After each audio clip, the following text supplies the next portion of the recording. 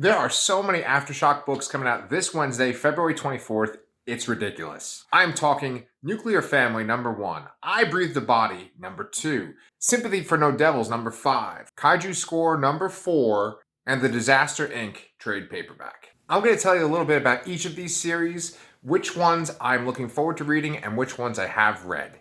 In the comments below, tell me which one of these 5 series you've either read or are looking forward to reading, and why. I am Anchor Pete, and it's time to talk about some Aftershock books. Based on Philip K. Dick's short story, Breakfast at Twilight, Nuclear Family is written by Stephanie Phillips, who has written other Aftershock books including Artemis and the Assassin and ATLANTIS, and it's illustrated by Tony Shasteen. It is an alternate history story of America in the late 1950s. Korean War vet Tim McClean has to watch over his family after a nuclear bomb is dropped on a Midwest city and the rest of the people of the United States have to head underground. I'm always excited to either read or watch a new Philip K. Dick adaptation, so I'm going to be checking out issue #1 of Nuclear Family when it comes out this Wednesday. Sympathy for No Devils follows Winston Wallace, the last human in a world full of monsters. It's a noir-styled whodunit set in an I Am Legend-style world where the protagonist is a human, but every single other character is a monster. Winston and his partner, Raleigh Crane, are on a case where they have to determine who murdered a kaiju-sized monster.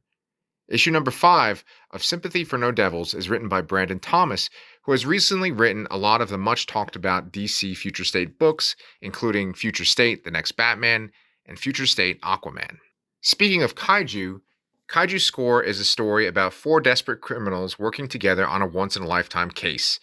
Their goal is to steal millions of dollars worth of art, but they have to steal it during a kaiju attack. Kaijus Score is described as what happens when a Quentin Tarantino film takes place smack in the middle of a Godzilla movie.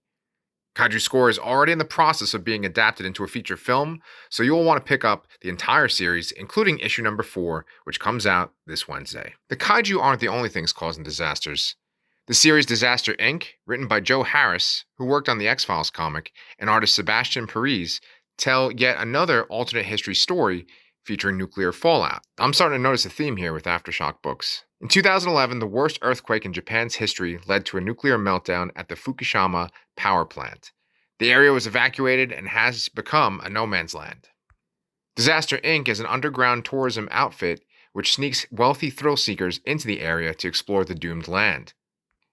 Is it worth the price to explore Fukushima when the price could be death at the hands of ghostly samurai warriors?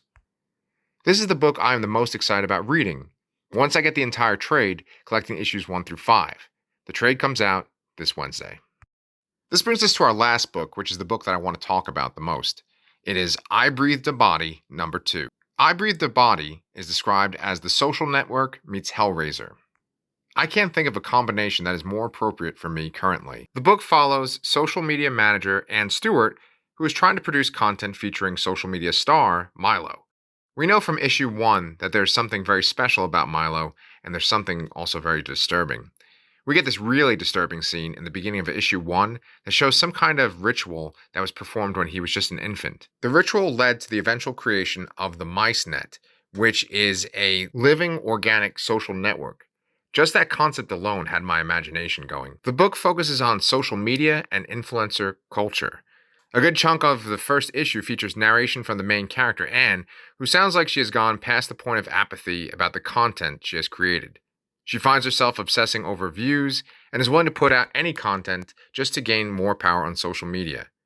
As someone who has a YouTube channel, let's just say the subject matter hits close to home. You can pick up those books from your local comic book store or on Comixology.com. Coming up on my 2 channels. On the Anchor Pete channel on Friday, Brian and I are going to have our discussion on WandaVision Episode 8. On my other channel, The Lassercast, Danny and I are still celebrating Black History Month, and we are talking about movies that are featured in the documentary Horror Noir. In this case, we are going to be talking about the movie Get Out, which is a personal favorite. That should be going up this Thursday. If you haven't liked and subscribed at this point, I gotta admit, I kind of would appreciate it. All right, until next time, please stay safe.